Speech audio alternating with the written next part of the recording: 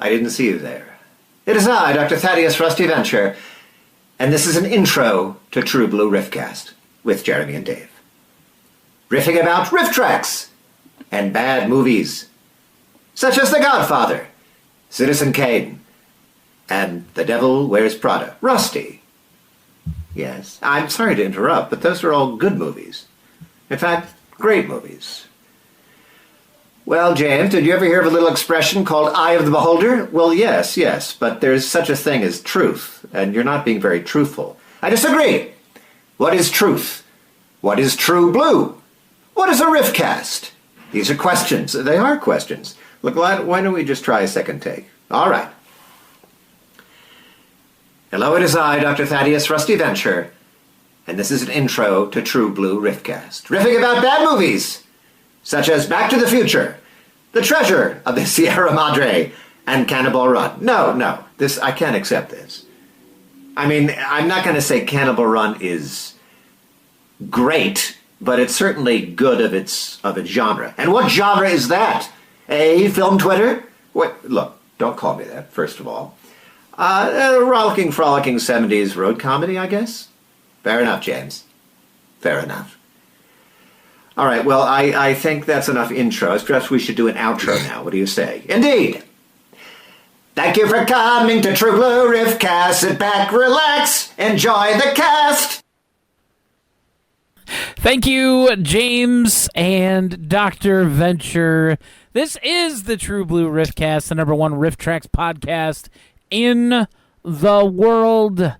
I am Jeremy, and I'm joined, as always, by... Sup, I'm Dave. I'm usually on mute when the intros happen, and I don't really listen to, I haven't heard that in a really long time. And number one, I forgot how long it goes, and number two, he just goes all out. I'm just did we ever find out who paid for that? No idea. That could not have been cheap. I know at the time he had his cameos set to $25. Oh well, he's got to have. And for that amount, amazing. Yeah. But yeah, it feels like it's been forever since we've done this, even though it's only been really a couple weeks because Little Lost Sea Serpent was the last one we did, and it's okay. We've had much longer breaks. Oh yeah. Hey, thanks for resubbing, Oliver. But yeah, we've got 2 movies to talk about. Last week we were all ready to do. Gonna do a little catch up. Yeah, we were all ready to do over the top. Catch up. Because the 3 Riffer edition was just released, and we have a few things to say about that. Yes, double elimination movies tonight. And then, of course, we had to talk about Fight to Win, a.k.a. The Magic Crystal. I've got a lot to say about this one because I watched this movie today, and it was absolutely bonkers. Absolutely bonkers. Well, I mean, so I watched, I didn't really have time because, I had a lot of things to do today. So I didn't really have time to watch a movie. And so I messaged Jeremy. I was like, hey, man, you're going to have to take the lead on this new release because I don't think I'm going to be able to watch a movie today. And he was like, that's okay. You can talk about Over the Top. I'm like, okay, I remember enough about Over the Top that we can talk about it generally. But I did see the preview for it, and man, it looks like, dude, Riff Tracks is so big. We say it all the time. It's gotten so big that we can't hold all of it in our heads anymore. I was updating the Riff Wiki, and for the first time in all year. Well, not well. It's sort of yes and no. I've been maintaining it and make sure people don't graffiti it and stuff like that. But I updated the official Riff Tracks list for 2024, and I just went and put all the releases on there. And man, it's like, no, this is season 19. And I was just like, I was looking through like some of the titles, just like in like since we've been doing this podcast, and I'm like, I don't remember like what I'll put like I don't remember this. I don't remember this movie at all. What? And I'll go and I'll like see it. It's in my library, and I'm just like, because I used to be a completist. I'm not really anymore. Like, because man, it's just like there's just so much, and there's so much weird VODs, and there's so much weirdness in it that it's like, and this one just looked exhausting, and I was just like, because Jeremy was sending me messages about how crazy it was, and he posted that weird GIF in the Discord. Yeah, and I was like, and he was just telling me just like how weird it was, and I was just like, do I have time to watch this? And it was too close to time. I was just like, no, Jeremy can talk about it. But then it's just like, I don't know, man. My like my brain has been like just like so taxed today about the like dumb stuff. I don't know if I could have handled this much insanity, like as much as Jeremy has said it's going on. No, I don't think you would have been able to. And we'll definitely get into all of that because there's a lot. For a movie that was only an hour and 20 minutes long, there's a lot to go over. Is it Star Games level? Yeah, I think so. Oh, wow. Yeah, no, I couldn't have handled it because Star Games. The first time I watched it, I was like, oh my gosh, it's really like your brain can't hold it all in.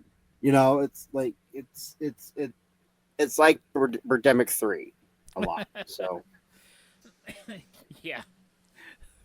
Oh man. So anyway, before we get into our double feature tonight, let's take a look at the weekend box office. Thankfully, things slowed down this past weekend. Moana 2 only made $51 million instead of the 200 and whatever it made the week before. Wicked only made $36 million as opposed to the $250 million it made the week before. And Gladiator 2 only made $12 million as opposed to the $115 million it made the week before. We set so many records last week, attendance records, chain-wide for our theaters, not just our theater. We had the highest attendance, our two highest attendance days, Friday and Saturday, last week. Or not this past weekend, but the week before when Moana 2 opened.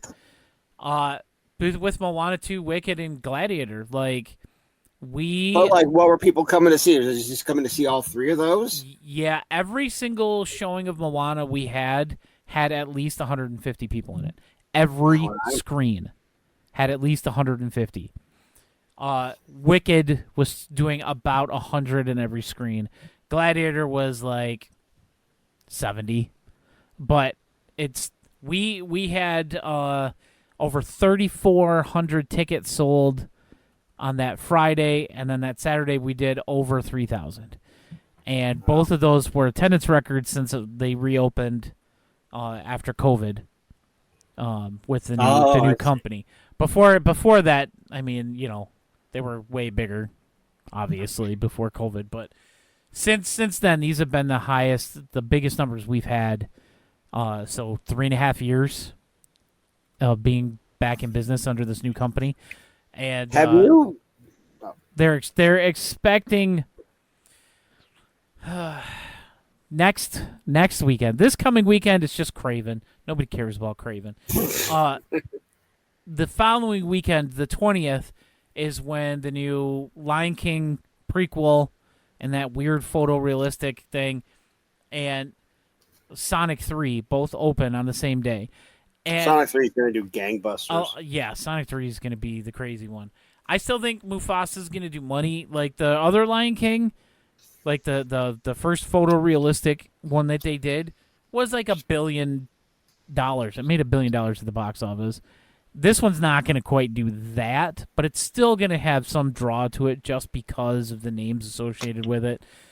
But yeah, Sonic 3 is the one that I'm worried about the most because that's the one that all the kids are going to want to see. And it's weird that there's two really big family movies opening on the same day. Usually they try not to do that because they want all of the families coming to their show. But yeah, I'm kind of scared about that. The only one let's see, we got the in fourth place. I forgot I didn't finish the top 5. A new Indian movie, Pushpa. I don't know. And then Red One is hanging in fifth place, which I did watch that one and it was really dumb. Who wants to watch stupid Santa Claus stories? That's dumb. And then we watched Wicked yesterday. That was pretty good. Why does everyone look so skinny in that movie? Because they are. Well, yeah, but I mean, like, not everybody is, but I like, will. Okay, so like the two ladies, like Glinda and Elphaba. Yeah, Elphaba. Like, I don't want to be mean, so I guess I won't. Well, I mean, But Ariana Grande is like a stick figure anyway. yeah, no, but it's just like they just like. Why did they feel like they had to do that? Because like it is distracting. I've seen like promotion like with all the promo work that they're doing, and they just like you don't have to be that skinny. Yeah, I don't know. I will say that within the first 10 minutes of the movie, I figured out some of the stuff that's not going to happen till part 2, and I confirmed this with my now 16-year-old daughter who just turned 16 today, unfortunately. She watched the original musical, so she was able to, like... I'm like, okay, is this what happens in the second part with this? And she's like, yeah, how did you figure that out? Like, apparently that's my ADHD superpower, I guess. There's a good recognition for stuff like that. I mean, they're not going to see the giant spider until Return of the Jedi? But it was good. It was very entertaining. Yeah, I've seen people like they're like, oh, I can't believe they're not showing that this is going to be a musical, and we went to go see this and rot. Like, dude, Wizard of Oz was a musical. Oh, like, that's true. The original movie that this is like the one of the prequels for was a musical also. Like, come on, guys. Yeah, Jeff Goldblum does a good job as the wizard. I did really like that. Jeff Goldblum is in it? Yeah, he's the wizard. Oh. But he's basically he's Jeff Goldblum playing around. That's he's basically just it's like the same role he played in Thor Ragnarok. Yeah, with the Grandmaster. Yeah. Yeah. Okay. But yeah, that's it was good. It was fine. We're probably gonna go see Moana 2 soon because both the girls want to see that one, and so we'll probably see that after everything slows down again with running everybody around for all their practices and rehearsals and everything. Hi, Joy. Joy's back. Running everybody around. Yeah, she's the taxi service. I don't get no. So now that Joy is here, do we want to do Name That Jeremy so she can Name that Jeremy. so she can It's the same thing, but it's when I have to guess. Oh. It's Dave that riff Oh. when it's his turn, and it's Name That Jeremy when it's my turn. Okay. All right. So So stump him. I mean, we'll see. I think Jeremy's gonna. Well, I mean, some of these are a little bit hard, but I think he's gonna like the matchup we have here today. So, the matchup we have today, the head-to-head for Name That Jeremy. We're gonna have the Wizard. We have what? Sorry. The Wizard. Okay. Versus Super Mario Bros. Oh. So two Daisy! video games. Hey, Luigi, topical. Oh. Oh yeah, hey. Man, John Leguizamo won't murder a healthcare CEO, and everyone will think he's great for it. We don't talk about that here. But so are you ready? Yeah, let's do it. Okay, cool. All right, first one. Yeah, I know that kid. And yet when I yell that, Maisie Williams' bodyguards tase me. I'm going to say that is the wizard. That is the wizard. All right. Cool. 1 for 1. Okay. Here's the next one. This scene was actually intended to be a minigame for the old Nintendo game Car Whackers. Super Mario Brothers.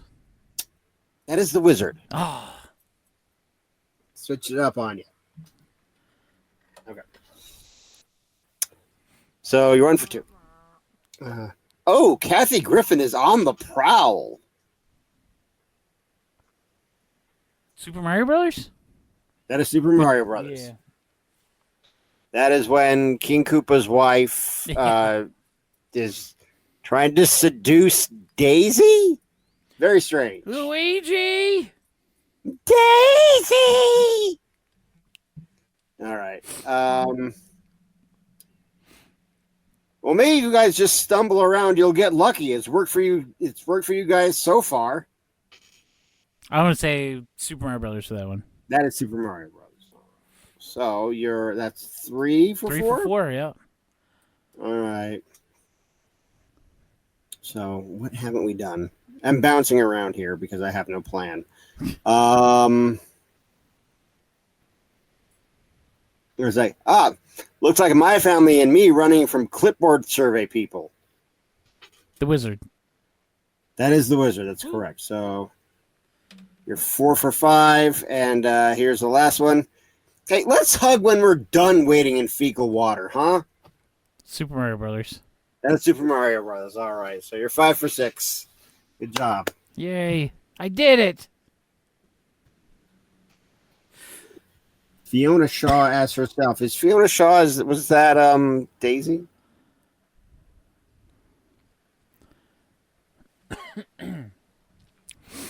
While we wait for Oliver to catch up to the stream, because, of course, there's a delay. I think... I don't know the actors of that movie. I just know... Yeah. It's been a long time since we watched it. I just posted the stuff for Koopa's Girl. There you go. Fiona Shaw was Koopa's Girl. Oh, I see. I just Fiona posted Shaw the stuff from our Spotify Wrapped, as far as like streams and everything for the podcast on Spotify, which some of those numbers were astounding to me. A 999% increase in streams over the last year. Oh, wow. We have 72 followers on Spotify now, which is kind of cool. But we also today got our Twitch recap, and we had 234 total hours watched of the True Blue Riffcast, which is cool. And I like this one. A total of 4,390 chats sent. And, wow. And most of those are going to be Oliver, Citizen Yarn, and Rivius. Yeah. Our faves, our besties. Love you, Citizen Yarn. Our top channel emote was Bulk. Yeah. It wasn't 9/11 girl. No, it wasn't the Ludlow Ghost. It wasn't Rem Lazar. It wasn't even Bobby Hill, James Wen, or Monkey. No, because we got Monkey in here too. But it was the Bulk. I'll watch the chat just completely fill up with emojis now. Yeah, the emoji of Ludlow. Yeah. Oh man! All right, so do we want to do over the top first, or do we want to do the Magic Crystal first? Let's do over the top first. I keep calling it the Magic Crystal because that was the original title for it. and I have the Yeah, page up. oh so I yeah, can- like yeah, that's one of the. It's one of those movies where it has like multiple titles that just to confuse IMDb searches and make us completely miss, like have to guess and poke around. Yeah. On Wikipedia to see if we can find anything about that. That's a thing we got to do. Like when you go to research movies for the podcast, movies that have more than one title, like you don't know that it had a different title. And sometimes it'll have a Wikipedia page under its original title, and usually Riff Tracks will have the alternate title because that's what these cheapo distribution companies are selling them as. For whatever reason. But Over the Top is not a cheapo movie. It is. It was, of course, it stars Sylvester Stallone, who got $12 million. Because like it's a whole thing about it. But it was directed by Menachem Golan. You may remember him from such movies as The Apple. Yeah. And yeah, I was looking to see if he's directed any other Riff Tracks movies, and I think this is his only one. Well, I mean this and The Apple, like previous, like they haven't done. Mike, Kevin, Bill haven't done a ton of canon movies. They've they've done one VOD, and it was The Apple. Yep. It was also, I think Bridget and Mary Jo have also done one. They did. Remember did Me, some- I think it was. They did some rom-com, some like teenage thing. I think it was called Remember Me. Yeah, something Yeah, like that. Rescue Me. Thank you, Oliver. Rescue Me. Yeah, that was another canon. Yeah. But was that Golan and Globus, or was that I think it has to be. after their time at canon, when it was the next era? I think, well, I mean, okay. Well, if we're going to talk about canon, the history of canon films. But anyway, so this movie, it's the Sylvester Stallone arm wrestling movie. And I always thought, guys, I've never seen it before I watched it for the podcast. But with all the jokes about it, like Hawks, and like, you know, it's like this is a double elimination tournament. There's like lots of that going on in Riff Tracks. I always assumed that, and just like all like the imagery that you see from the movie, it's all Stallone doing arm wrestling. So I thought the entire movie was going to be about arm wrestling. I was shocked when I saw how much it's basically about trucking. And it's about trucking with hey, you're my kid, you know, so Stallone And doing this while you're trucking. Yeah, like, oh yeah, that's so crazy. Okay, so there's a lot to talk about. So I watched this a week ago, so I had a ChatGPT pull up a scene by scene breakdown of the movie so that I could remember some of the stuff that I wanted to talk about, and we'll just go through it here. Opening scene, setting the tune. The film opens with shots of a semi-truck driving through scenic landscapes, accompanied by uplifting music. Uplifting by This establishes the protagonist's rugged loner lifestyle. Lincoln Hawks versus Stallone, a truck driver and arm wrestling enthusiast. He's the arm wrestling champion of the world. He's not an enthusiast. Well, not yet. Not yet, Dave. He's traveling to pick up his estranged son, Michael. Okay, so they go so Stallone goes to this this jail for children, as they say in The Simpsons, this military academy, and his son is there, and he's in like the principal's office, the commander's office. And it's just be like, well, at ease, cadet. And he has like sergeant stripes on his uniform. Kid comes in. It's be like, oh, sir, yes, sir.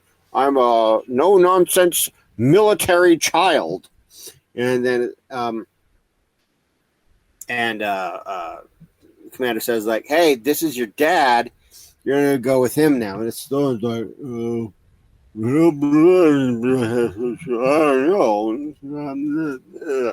So yeah, that's what Stallone says. And then the kid's It's like, exactly I don't what want he to go with sounds like, you. too. Like my grandpa, who's my real father.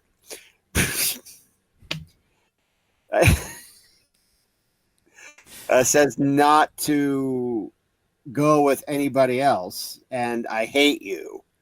And the commander's like, I don't care. I'm not getting in the middle of this. Go with your dad.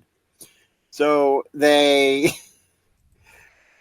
get in there like, well, hey, we're gonna go see your mom who's in the hospital or something. She like fell down the stairs and like hit her cancer. So she's like really in real bad shape. We're gonna go see your mom.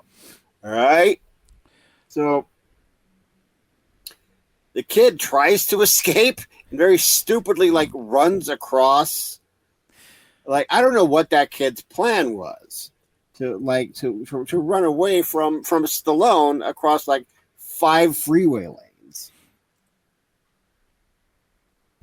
But anyway, so they go to this bar, and I think that like Stallone, he does something very like he bullies his kid into challenging another bully. That's a little bit later or something. That's that? like halfway through the movie. In the bar, the guy comes up to him and challenges him. I can't remember the guy's name though. He had a really dumb name. Yeah. Oh yeah, and they'd be like, "Oh hey, let's arm wrestle," and the kid. I'm remembering more of the movie now. I watched it a week ago, guys. So and the kid is like, "What's going on?" And like one of his dad's like rivals finds out his dad's famous for like arm wrestling, and his dad, like one of his dad's rivals, says to be like, "Hey, are you Lincoln Hawk's kid?" And he's like, "Yeah." And the guy's like, "Yeah, your dad's a piece of garbage." And then he's just like, well, "How dare you?" I did like this. So, like, wait a minute. We spent like the last 10 minutes talking about how much like you hate your dad, right? So they have the arm wrestling thing, and then they go back into the truck, and they're gonna go see. And we see scenes from the hospital of their mom. Of like I don't know why Stallone and his wife are estranged, but they seem to be like cool with each other. And to be like, "Oh, come back and bring little Stallone with you. I'm definitely not going to die before you get here." Right? So they're going to the hospital, and Stallone has this very strange weight setup in the cab of his truck, and so he's just like doing like a workout like right here, like you see the cab of his truck, and he's just like driving, and it'd be like, "All right, well, this is how I like get my workout in," and it's like, how are you driving this like I've driven large vehicles, maybe not that big, but like I've driven LMTVs in Iraq, and those have like air brakes and like you really kind of got to pay attention to what you're doing because the steering wheel's huge. I mean, it was an automatic transmission, but you still got to pay attention to what you're doing because the vehicle is huge. You can't sit there and look at your arm and drive the whole time? This vehicle that Stallone is driving is much bigger and much more complex. But he was like,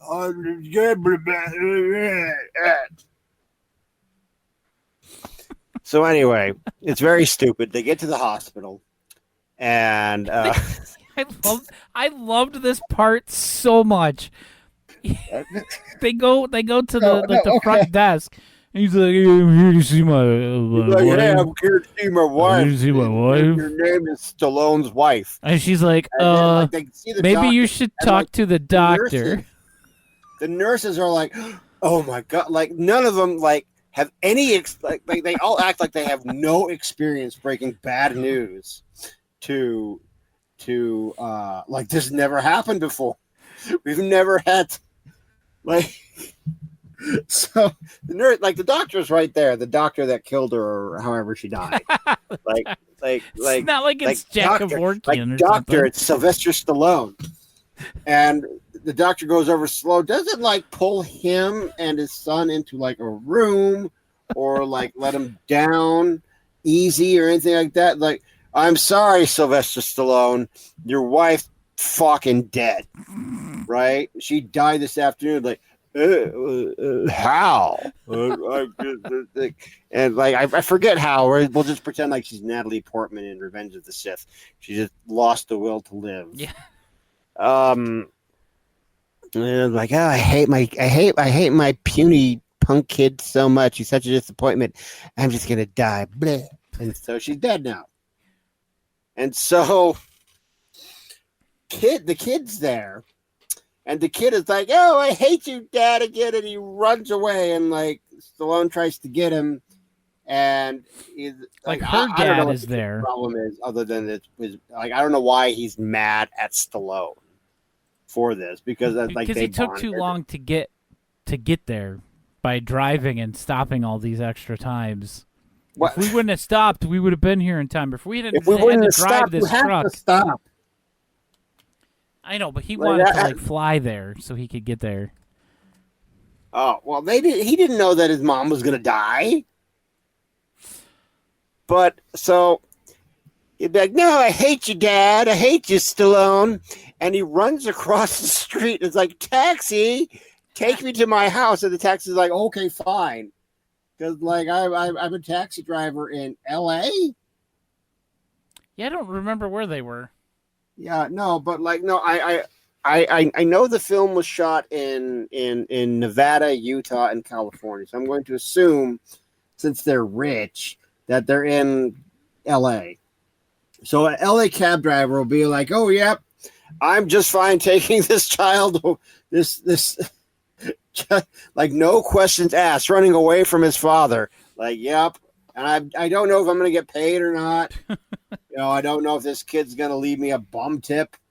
You know, just go away." So Stallone goes, gets in his truck, and follows the kid to the house, right? To Grandpa's house. Rich Grandpa's Grandpa. house.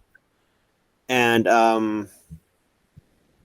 hold on, this I'm pulling a blank on this famous actor's name, Robert Loggia. Robert Loggia. Robert Loggia is the Robert grandpa, Loggia. and he hates Stallone, and I don't know why. Because he was poor, and they were rich.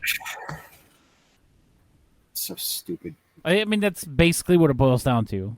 So and kid goes and like is like, Grandpa, I love you, and Stallone goes and like, hey, come with me, I'm your father. And Loggia's like, no, he's my kid now. You need to go away forever. And he's like, okay. Well, He signed over custody to the grandfather. yeah, that doesn't make. He was like tricked or something. I don't know. But like, okay, well, here I go. So he goes out. He gets back into his truck, goes up the road, turns around so that he can get like lots of speed, and he just like plows like, you know, through this guy's yard, all his fancy yard things, and just like destroys this guy's front, you know, like. So it's like, so okay, so Stallone is screwed. He's never gonna see his kid again. So it's like, okay, well, I'm gonna go do arm wrestling now. And so the kid is just be like, he has some kind of falling out with his grandpa somehow, and like he's like, don't you go. No, he's mad, but okay. One of the reasons he's mad is his dad is that like his dad like never like wasn't present in his life. Yeah. Like you really loved me, you wouldn't have been silent all this time. And for some reason, like this is a trope that I don't get.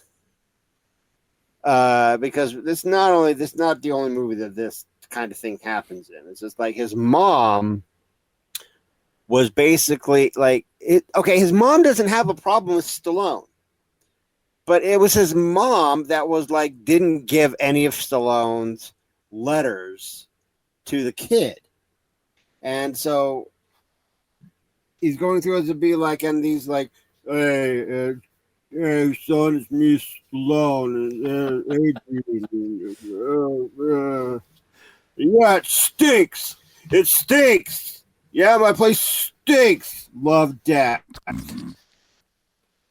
And so it's like, oh, Dad does love me. And so he goes out and he follows his dad. He somehow gets a truck of his own and is able to drive to the arm wrestling place to like have this dramatic reunion with Stallone. But Stallone has to win the the double elimination arm wrestling tournament. Yeah, because if he didn't win the truck, he wouldn't have a truck anymore. That doesn't even make any sense. Well, he got rid of his truck to, he crashed it through the thing, right? Oh yeah, that's right. Yeah. So he's like, so why are they giving away? So why is arm wrestling so closely associated with truckers? Do they all have? Well, that was just one of the like subcategories. There was like the trucker competitors. There was like Teamsters, and it was like all those different. Well, here's the thing, guys. I don't think that I don't think the arm wrestling community is that big to justify multiple very expensive, like those trucks aren't cheap. To give someone a brand new truck because they won an arm wrestling competition, fuck off. Yeah, it's like the $500,000 and a new $500,000 semi. Yeah, and a $1987. Yeah. That's a lot of money. So what were like the prizes for like the other categories? There wasn't. That was it. That was the prize. If you won, you got that. If you didn't, you no. didn't. But like, if there were other like for like Teamsters, like what do you do? No, there was their champions were the 4 that were competing in the final double elimination match. Well, then why would it like okay? If you're a Teamster, then why would you even give a shit about like trucking? I mean, unless you were like a trucking Teamster, but bad there are movies. Other Teamsters. That's why. I mean, are they going to give you like, okay, here's a truck and a map to what was that guy's name from The Irishman? Oh God, the guy who got killed. I don't remember. No, he's very famous. I'm drawing a blank on his name. Oh gosh, dang it! He's very famous, and I know it. It was played by Robert De Niro? Al no, Pacino? not De Niro. Joe Pesci? De Niro's in the movie. Harvey Keitel? No. What was the name of the guy who Jimmy was Hoffa. the Teamster president? Hoffa, yes. The world's going to think I'm a moron now. Thank you, Rivius. Hey, I couldn't remember it either, so. Well, the thing is, I know it, but like it was just like right there. Anyway. But like, do they get like? Anyway, the joke's ruined now because I couldn't remember the guy's name. Like a map to Hoffa's grave. Anyway, so he wins, and there's this joke in riff tracks where they like. I thought they were. I wasn't expecting them to like be so on the nose with the double elimination stuff. Like they do say it a lot. And it's not something that is a natural, like the way they say it. It's like, okay, remember people. Like it's not subtle. It's like this is a double elimination tournament. No, like it's not subtext. It is text. It's like the announcers are speaking to the audience of the film. Yeah. Saying, remember, folks, this is a double elimination tournament. That means he's going to lose at least once. Yes. And I was like, wow. Wow, they were not playing around with that. That is a real thing that happens. And they say, like, I think I tried to count, but I, like, lost count. And I was like, we know it's a double elimination tournament. Shut up. He's going to win, But anyway, so he wins, and it's whatever. And he starts Fine. a trucking company with his kid. Yeah. But anyway, it's over. Who gives a crap? It's a terrible movie. I think this is the worst Stallone movie. And that's saying something. I don't know, because there's Stop or My Mom Will Shoot. That one's really bad. Oh, did I ever tell you about my beef with that guy who wrote Stop or My Mom Will Shoot? No. It's a real thing. So he wrote this guy wrote the guy who wrote Stop or My Mom Will Shoot wrote a book called Save the Cat, and it's a book on screenwriting. And it's one of the very famous books on screenwriting. It's it's very overrated. And this guy named Blake Snyder, and he wrote Stop or My Mom Will Shoot. And he's very famous for having written a screenwriting book. And one of the pieces of advice that he gives in it is called double mumbo jumbo, right? He's like, you can't have more than one fantastical element, basically, and in your script. And he then goes out to lay out the exact premise of my novel, The Tumbleweed Dossier. I read this and I was like, are you kidding me? He's like, you can't have that. And he lays it out in the exact sequence that these things happen in my book. You can't introduce vampires and then have an alien abduct the vampire, and then the vampire bites the alien, and then you have alien vampires. And I was like, yes, you can. That literally is the plot of The Tumbleweed Dossier. So spoilers for The Tumbleweed Dossier, everybody, but that is the plot of it. And I went on Twitter to this is in 2012 to express my outrage and to call him a hack, because I found out that he wrote Stop or My Mom Will Shoot, one of the most famous bad movies ever. And it turns out I was too late because cancer got him. Aw. Yeah. And but I went ahead and so you had another Val Kilmer moment. Yes, and I was like, well, I don't care. And I was like, well, he still sucks. And then a guy took me to one of my brother's friends on Twitter at the time. He was just be like, hey, now he had a successful career and blah blah blah. And I fought with this guy for 3 days until I finally told him to shut up and blocked him. So anyway, that guy is dead of cancer now too. So I win everything. I looked up Save the Cat, and the first thing that came up was an old Reddit post that just said, "Why is Save the Cat so popular if Blake Snyder and his work was so bad?" Yeah, that's the thing. Blake Snyder is arguably one of the worst screenwriters in history. He wrote Blank Check. Okay. Stop or My Mom Will Shoot, Kids Incorporated, and Blank Check. I remember Kids Incorporated. What's Blank Check? It's got the kid from Mikey in it, and some rich person runs over his bike or something, and he's in such a hurry that he just signs a check and then hands it to him, and so the kid fills it in for $1 million or whatever. And then he ends up spending it all on stuff that a kid would spend money on. And he hits on some woman that's 20 years older than him. Yeah. It was a Disney movie. Oh, wow. Well, anyway, getting back to Stallone movies. Well, this is Stallone.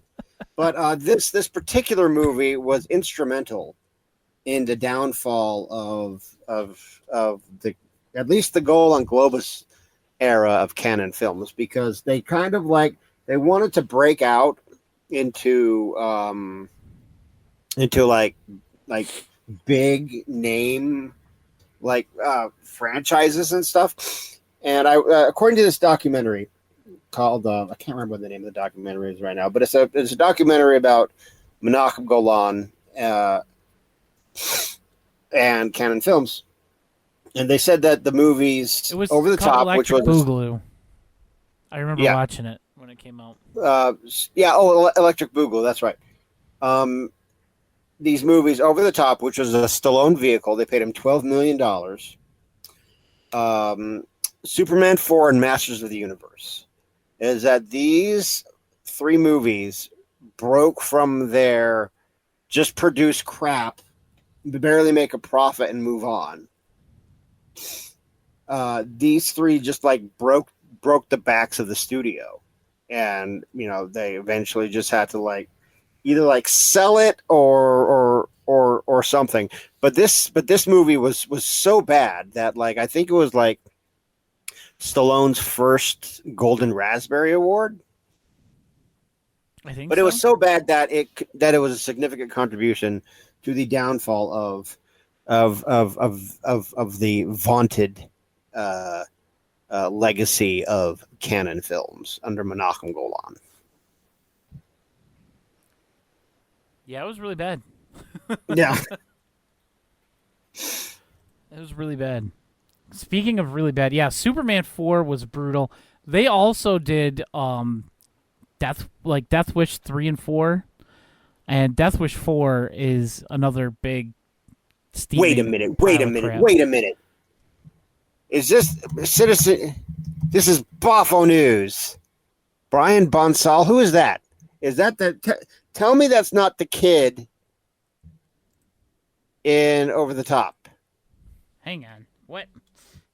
No, Citizen I was talking about Brian Bonsall, and he played Worf's kid, which I can only assume is... There were five different actors who played Alexander. Oh, okay. There were, because I only know the one when I think about Alexander. Well, I mean, not like that grown-up version of him from... Brian Bonsall was the fourth child on Family Ties. Oh, okay. I thought you guys were... Okay, so I thought you were going to say that kid from Over the Top was was Alexander. And I was like, well, that is Boffo News that I wish that I had known. But apparently it's not. So he's in Blank Check, apparently. Okay. But anyway, that's kind of... Yeah, that's Over the Top. That's a hyper abridged Over the Top. Yeah. And now I'm gonna try and give you an abridged Fight to Win. I went way longer with Over the Top than I thought I was gonna. Sorry, guys. But I don't think I'm gonna be able to give you an abridged Fight to Win because there's so much craziness in this movie. And okay, we can go for as long as you need. So the name of the movie is The Magic Crystal. Fight to Win was the name it was given in the Philippines. There is a different movie that was released a year later called Fight to Win, also with Cynthia Rothrock, but it's not the same movie. So this was the first movie that I found when I was searching up Fight to Win. I had to find somebody's post on Reddit talking about the Riff Tracks release of Fight to Win and how the actual title is The Magic Crystal, so I could find the information on the actual movie. But this was not the only movie that had its name changed to Fight to Win, because they kind of pulled a La Casa on this, and they named a bunch of other movies that came after it: Fight to Win 2, Fight to Win Again, Fight to Win the New Chapter, and the last Fight to Win the Bloody End. And none of them have anything to do with any of the other ones. It's just like any other Italian fake sequel type thing where they just take random movies like Witchery and make that La Casa 4. And I'm not going to get Dave started on Witchery. Okay, well, Witchery... Have we talked about Witchery on the podcast? I think we did. I think we did when we talked about Ghost House. It's supposed to be like... Why do I think... Okay, so Witchery is... It has an association with... That was Linda Ghost Blair House, right? and David Hasselhoff, I think. Yeah, I think it has David Hasselhoff in it, but I think it also has an association with Ghost House. Well, because it was changed to be named La Casa 4. Ghost House was La Casa 3, which was released after Evil Dead was released as La Casa, and Evil Dead 2 was released as La Casa 2 over in Italy. And then they named Ghost House La Casa 3. Witchery was La Casa 4. I don't remember what La Casa 5 was, but then they put the actual House movies into it, like the one that's House 4. House It's a 3 and House cluster F. 4 were like La Casa 6 and 7. I don't know. It's stupid. It's really bad. For some reason, I thought it had something to do with Star Games just now too. It's like, oh no, that's another David Hasselhoff movie. Yeah, that's something different. Anyway, okay, so this movie starts out kind of like a normal, late 80s kung fu action movie. There's this guy that they call him the Eagle Hunter, and they sent him after this triad boss to get some documents from him that's supposed to be presented as evidence against him in a court case. And he goes in and he just lets the guy talk, and he ends up recording his voice, and they patch it together to unlock the voice-coded safe that has the document saved in it. The guy gets arrested, goes to jail. All right, everything's kind of normal at this point. There's some, action fighting, some good fighting. And then he gets a letter from his friend who's an archaeologist, and he's in Greece, and he found this mysterious artifact. Oh, is it like the Holy Grail or? It's a green rock. Oh, It's just a green rock. That's the thing with the tongue. But thankfully, we only see the tongue in one scene. It has other disturbing things going along with it. But they go. The guy, the Eagle Hunter, his name's Andy. He goes to Greece. He has his nephew with him. I don't remember why he has his nephew with him. But they go there. They go to the hotel that the guy was staying at, and they find his luggage that has the rock there. Yes, the baby ghost rock. But this guy, this archaeologist, is being chased by the KGB because they know that he found this artifact. And it's played by Richard Norton, the head of the KGB guys. The same guy that's the villain in like every Cynthia Rothrock movie. How much of this was inspired by Indiana Jones? Just like the KGB replacing the Nazis? A lot of it. And I think it in turn inspired Indiana Jones in a later movie. And we'll get to that too, because that was the first place my mind went when it got there. While he's there protecting his friend, that's when Cynthia Rothrock's character shows up with another agent. They're trying to find the guy to protect him also. He goes to the hotel where Andy was. The archaeologist goes there. He gets shot by a KGB agent. Does he have Dorkin's armor? No. Well, I don't remember if he actually dies. I honestly don't remember. I think he lives. I don't What's know. that prison movie that we watched? Where the guy gets blown away right in court, and later he's just fine. Fugitive something. Yeah, Fugitive Rage, I think. Yeah, he gets shot like 8 times in the chest. And he's just fine. Blank range. Yeah. He got tranquilized by the guy. He got shot and tranquilized. But he left his bag in the room, and the little kid finds it. And he finds this green rock that starts speaking to him telepathically. And that's when the real weird shit starts.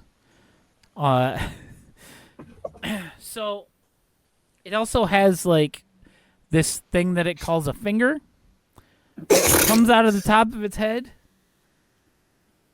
And it's like a glowing protrusion. Yeah. Is it more or less disturbing than Poo Flower? Way more disturbing than Poo Flower. You saw the tongue. You saw the tongue. It's way, way worse than Poo Flower.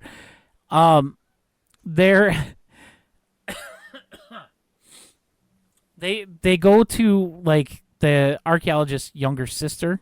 Her name is Winnie. And who? the archaeologist guy, his little sister. She's an adult, but it's his younger sister. Cooper? No. They do make a joke about the Wonder Years, but Oh, okay. they go to the gym to like find her and protect her. And of course all these guys attack. And Andy, the main guy, jumps off of a balcony like on the second floor of this gym to like tackle guys out of the air. This other guy that's there, who's his name is Losai, he's like in love with Winnie. So he's like, I'll protect you too, and he jumps off the building and just like falls. He tries to sneak a look at her getting changed. And the Rock tells the kid this is what he's gonna do. Wait, the kid is trying to. No. This Losai guy who was who was helping at the gym to fight off all the bad guys. I know this movie's all over the place. He comes into the kid's room and he's like, "I'm gonna use this balcony door for a minute. Here's some." He hands him money. And he's like, I'm going to use your balcony door. And he goes out there, and the kid's like, okay, whatever. And the Rock's like, he's going to spy on Winnie while she's changing. And the kid's like, oh, no, what do I do? And the Rock's like, don't worry. I can change his perception.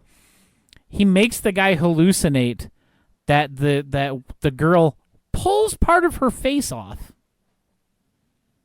She just, like, rips skin off of her own face. It's not bloody. It's more like in V. I didn't think it was when they ripped their skin off in V, and you could see like the lizardness underneath. That's kind of what this looked like. And kind of like, is it kind of like how when Doc Brown took his face off in Back to the Future Part 2? When he peeled off like the younger skin or whatever. And then the Rock says, I'm going to rearrange that dude's body for 24 hours. And it shows the guy... hang on. Yeah, I see that. I'll take care of it. Okay, it shows the guy... You keep talking. He wakes up in bed. He falls off the balcony again, by the way. And he does that cartoon body imprint in the ground. But when he wakes up in the morning, he goes to scratch his face, and he has feet for hands, and his feet are hands. So he's got feet where his hands should go and his hands where his feet should go. And so he's like totally freaking out. But the Rock did that to him because he was going to spy on the girl. I mean, it was an adult woman. Again, I say girl, but it was an adult woman. Changing, yeah. And then the Rock messes with this guy some more. It goes in by itself. It like skitters along the ground somehow. They said it was if David Cronenberg designed a Roomba. And the Rock goes in and tells the guy, I'm going to turn you back to normal. Oh, by the way, I can give you psychic powers. And no, thank you. And so it gives the guy psychic powers, but he has to stay within 5 feet of the Rock, and he doesn't know this. And so he takes off, and he's like, I'm going to go to this bank, and I'm going to make them give me all their money. And he ends up just getting arrested, and that's the last we see of him in the movie. Okay, so how does having psychic powers do that? Well, because he could like mind control people. Oh. But only if he was in like the immediate vicinity of the Rock. Oh, okay. So it's useless. Yeah. So the Rock ends up the kid gets captured by the KGB guy. And he has the Rock, and he's trying to get the kid to show him how to talk to the Rock. He's like, I know you can talk to it. How do you Every time you you use say this the thing? Rock, every time you say the Rock, I be like, Dwayne Johnson's in this movie. Well, he just calls it Jade. Yeah, okay. But it's a chunk. And he's trying to figure out how to talk to Jade, and the Rock won't do anything. And because they know that the guy would like use its powers for evil or whatever. And yeah, put it in a straitjacket. The guy got put in a straitjacket at the police or at the bank when he was trying to rob it. It was pretty good. The kid like passes out from I don't even remember what it was, but he passes out, They get him out. The people rescue him. He won't wake up.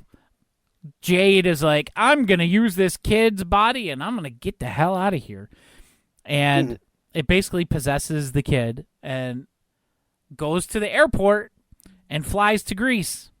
Just gets ticket, gets let on the plane and flies to Greece because that's where Jade is from. And wait, the kid does it? the kid is possessed by Jade. Jade is doing it, but using the kid's body. And so it's kind of like didn't that happen in I Believe in Santa Claus where like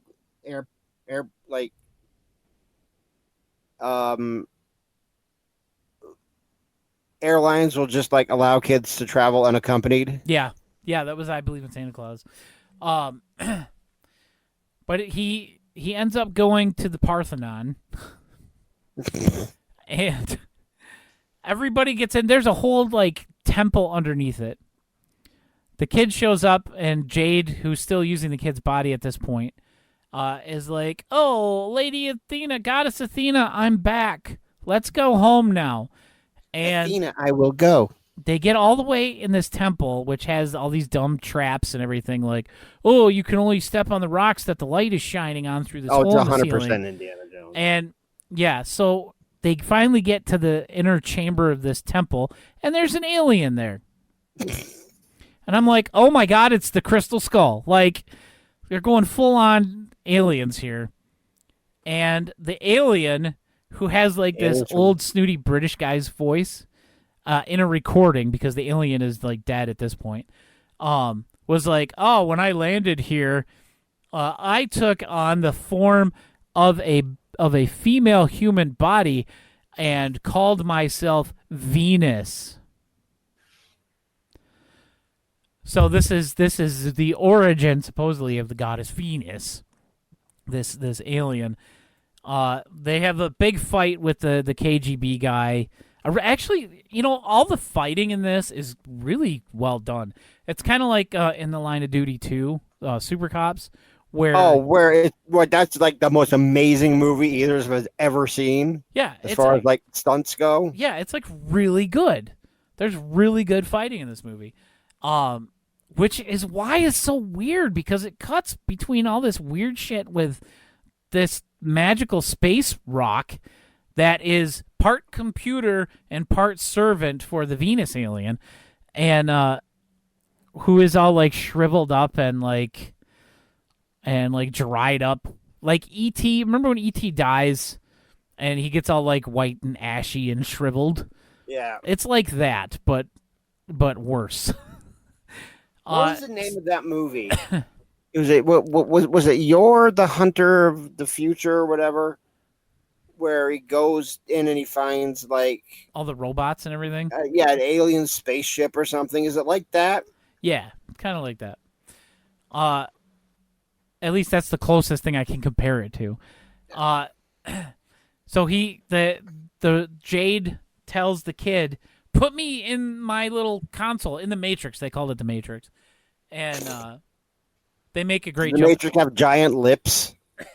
No, it's just a big green rock, and he puts it in there, and the alien like starts turning into a beam of light to go back home, and the bad guy is like, "No, wait!" and he jumps on him, and he gets like zapped up into space with the alien, and then Jade dies, and it's like, "Oh, I'm sorry, I'm dying," and the kid's like, "What?" and starts crying, and the rock, like the light inside it, fades out and it dies.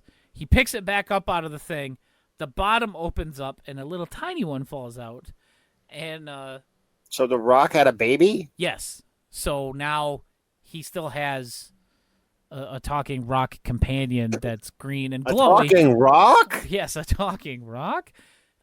But this movie, man, the whole part with the tongue, I gotta talk about this scene. That's very disturbing. That might be the most disturbing thing I've seen all day. It was very disturbing.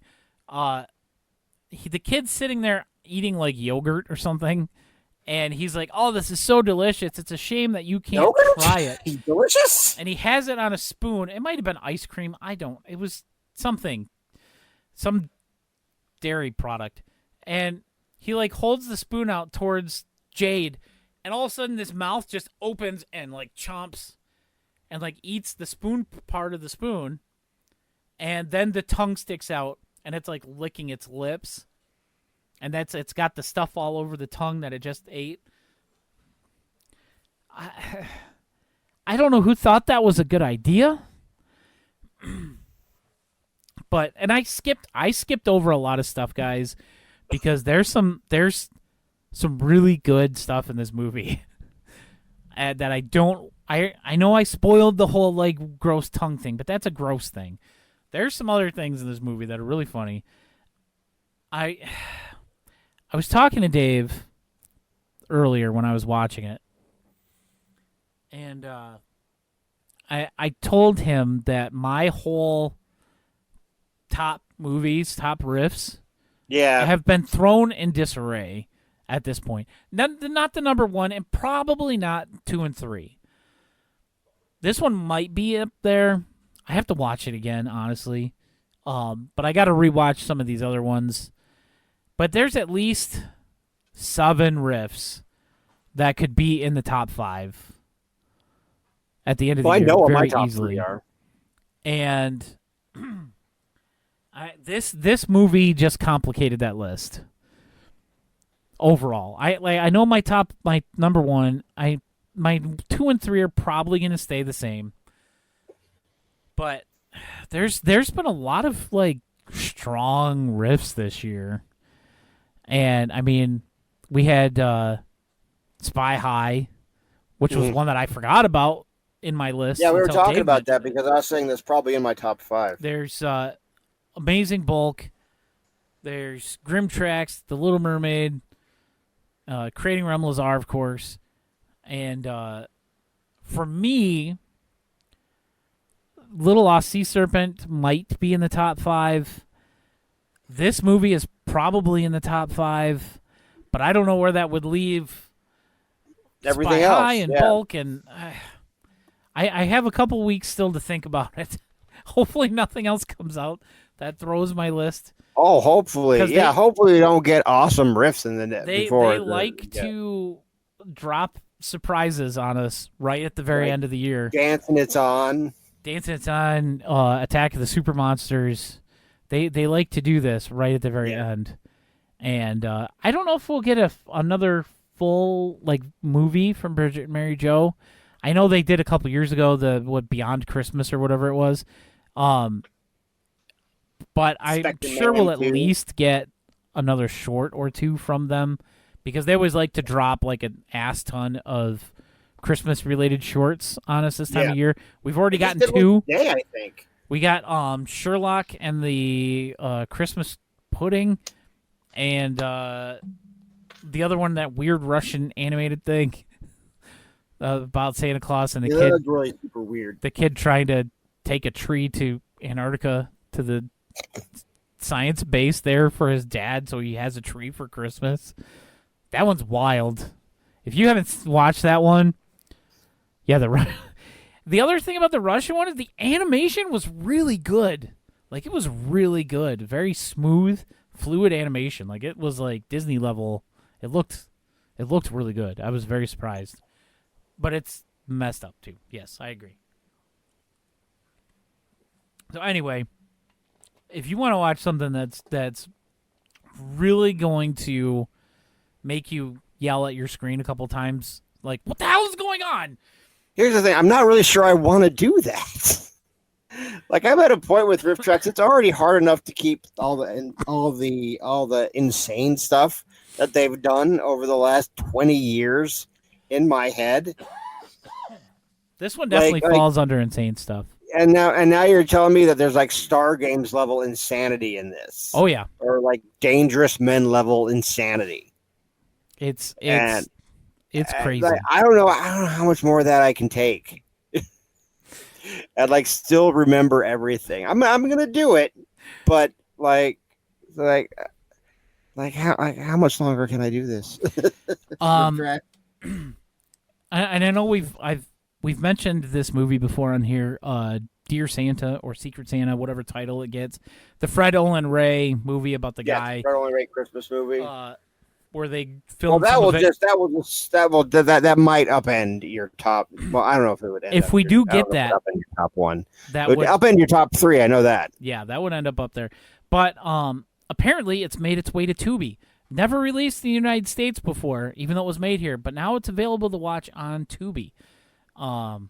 Is it public domain? No, it's from 90-something.